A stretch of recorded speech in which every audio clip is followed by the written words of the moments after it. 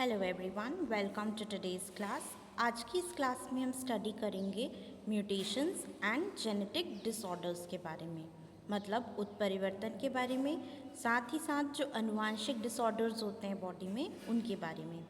So this is assistant professor Muskan Jain and let's start our topic.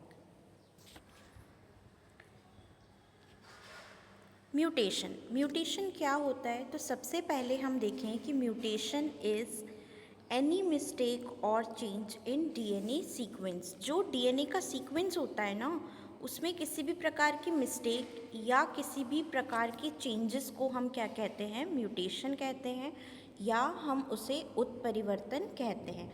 अब आप यहाँ पर देख सकते हैं पॉइंट म्यूटेशन क्या होता है। तो पॉइंट म्यूटेशन मतलब change in one nitrogen base in DNA. अब जैसे कि आप सभी को पता है कि डीएनए जो है वो नाइट्रोजनस बेसिस से बना है।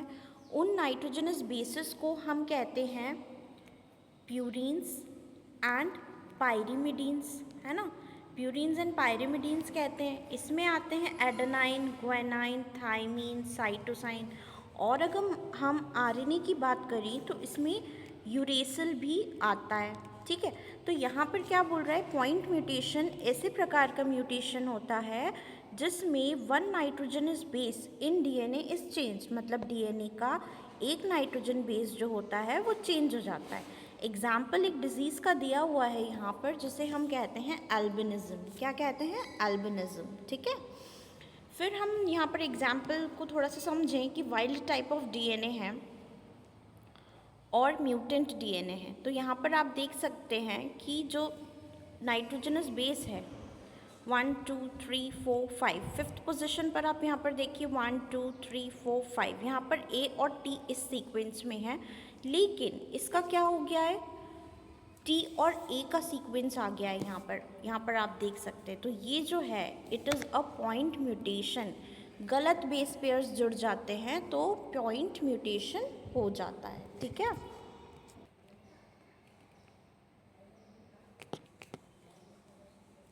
देन हम देखें यहाँ पर अगला जो है वो कैसा म्यूटेशन या कैसा उत्परिवर्तन होता है।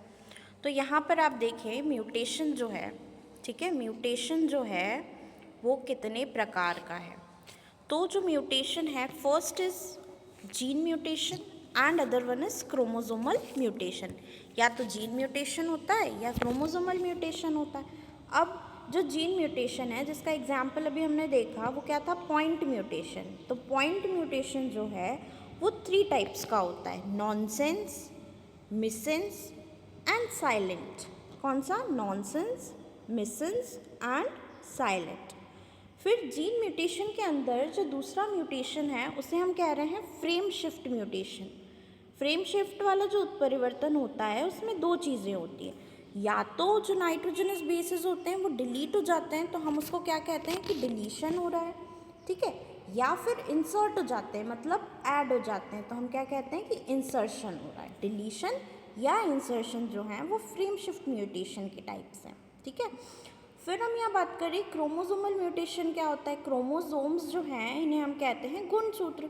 तो जब गुणसूत्र का म्यूटेशन होता है तो वो नंबर के आधार पर और स्ट्रक्चर के आधार पर होता है। किस आधार पर? नंबर के आधार पर, और स्ट्रक्चर मतलब संरचना के आधार पर। तो जब नंबर के आधार पर होता है तो हम इसको बोलते हैं कि या तो वो एन्यूप्लॉइडी है या पॉलीप्लॉइडी है, ठीक है। एन्यूप्लॉइडी और पॉलीप्लॉइडी के अंदर भी बहुत सारी चीज़ें आती हैं, तो ये भी हम आगे समझेंगे। अब जब हम स्ट्रक्चर के आधार पर मतलब संरचना के आधार पर बात करते हैं, तो संरचना के आधार पर डुप्लीकेशन, डिलीशन, इन्वर्जन, ट्रांसलोकेशन, ये जो हैं ये 4 टाइप्स हैं म्यूटेशंस के, ठीक है। अब आगे देख सकते हैं हम क्रोमोसोमल म्यूटेशन क्या होता है। क्रोमोसोमल म्यूटेशन जो है, क्रोमोसोमल म्यूटेशन में आ जाएगा इन्वर्जन और ट्रांसलोकेशन, साथ ही साथ डिलीशन और डुप्लीकेशन। तो अब इनको ज़रा हम समझ लें। तो सबसे पहले जब हम देखेंगे क्रोमोसोमल म्यूटेशन के अंतर्गत तो क्या आ रहा है? इन्वर्जन। अब the order of genes on a chromosome is inverted, मतलब किसी भी गुणसूत्र पर जो क्रोमोसोम्स उपस्थित है, मतलब किसी भी गुणसूत्र पर जो जीन्स उपस्थित हैं उनका ऑर्डर क्या हो जाता है, इन्वर्टेड हो जाता है, मतलब उल्टा हो जाता है उनका ऑर्डर। अब कैसे उल्टा हो रहा है भाई इसका ऑर्डर? देखिए आप यहाँ पर एक नॉर्मल क्रोमोसोम है, उसमें ABCDE आपको दिखाई दे रहे हैं, ठीक है। लेकिन कुछ देर बाद क्या हुआ, जब इन्वर्जन हुआ, मतलब एक प्रकार का उत्परिवर्तन हुआ, किसी भी वजह से हो सकता है ये, इसकी वजह भी हम समझेंगे कि डीएनए डैमेज कैसे होता है और फिर डीएनए रिपेयर कैसे होता है। तो जब यहाँ पर इन्वर्जन हुआ तो ABCDE का जो सीक्वेंस था वो यहाँ पर क्या बन गया, ए के बाद क्या बन गया, DCB बन गया और E बन गया। तो ये जो सीक्वेंस में थे ये क्या हो गए, उल्टे पुल्टे हो गए। तो that is what we call inversion, ठीक है।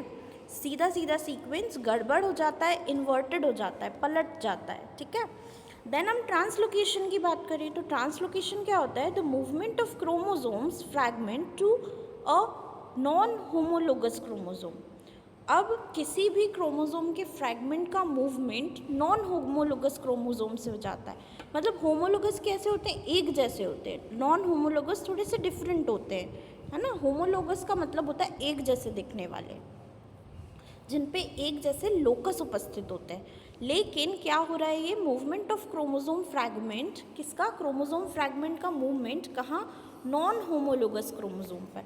अब आप यहाँ पर देख सकते हैं, ये आपको रेड कलर में दिखाई दे रहा है और एक आपको ब्लू कलर में दिखाई दे रहा है। तो जब भी हम यहाँ पर देखेंगे कि ये वाला जा करके इससे जुड़ गया है तो यहाँ पर क्या हो गया है, ट्रांसलोकेशन हो गया है, ठीक है।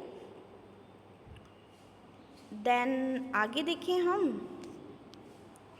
डिलीशन और डुप्लीकेशन क्या होते हैं। तो डिलीशन मतलब होता है लॉस ऑफ फ्यू बेसिस, कुछ नाइट्रोजनस बेसिस का डिलीट हो जाना, ठीक है। अब यहाँ पर एक डीएनए सीक्वेंस दिया हुआ है और यहाँ पर एक म्यूटेंट डीएनए दिया हुआ है। तो ये जो डीएनए सीक्वेंस था इसका सीक्वेंस यहाँ पर क्या हो गया, डिलीट हो गया। मतलब ये आपको दिख रहा है ना, ये इसके काउंट कर लीजिए आप कितने हैं न्यूक्लियोटाइड्स, और नीचे वाले के काउंट कर लीजिए कितने न्यूक्लियोटाइड्स हैं, और इसमें से कौन सा मिस हो गया है। तो थोड़ा सा आपको थोड़ा सा इसमें समझने के लिए काउंटिंग करके एक बार देखना पड़ेगा, तो आपको समझ में आ जाएगा कि ये कौन सा इसमें से डिलीट हो गया है। और जब भी कोई चीज़ डिलीट हो जाती है तो उसको जीन्स को कोडिंग प्रॉपर नहीं मिलती है, वो जीन से डिलीट हो गई वहाँ से, तो पर्टिकुलर उस चीज़ को वो कोड नहीं करती। मान लीजिए कि प्रॉपर जीन्स चल रही है, अब उसमें क्या हुआ, सारे ह्यूमन बींग्स की जीन्स की बात कर ले हम, 23 पेयर ऑफ क्रोमोसोम होते हैं, मतलब 46 क्रोमोसोम्स होते हैं,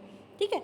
अब उसमें से क्या हुआ कि एक जो आइज़ बनाने वाली जीन थी वो डिलीट हो गई, तो वो उस जो न्यूबॉर्न बेबी है उसकी सिर्फ एक ही आइज़ बनी।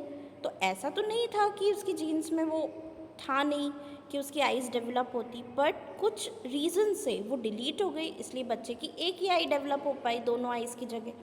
वैसे ही हम बात करें, कुछ ऐड हो जाता है, अभी हमने देखा था ना, ट्रांसवर्शन हो गया, ट्रांसलोकेशन हो गया, तो कुछ ना कुछ इसमें सीक्वेंसेस रहते हैं, ठीक है। देन हम बात करें डुप्लीकेशन की, तो डुप्लीकेशन में क्या होता है, कुछ बेस पेयर्स जो रहते हैं वो डबल हो जाते हैं। तो यहाँ पर क्या हो गया, इसका डुप्लीकेशन हो गया, मतलब क्रोमोसोम के जो सीक्वेंसेस हैं वो डबल हो गए। अब हम आगे के पार्ट में कुछ और इसके बारे में समझेंगे, अभी ये टॉपिक कंटिन्यू रहेगा हमारा।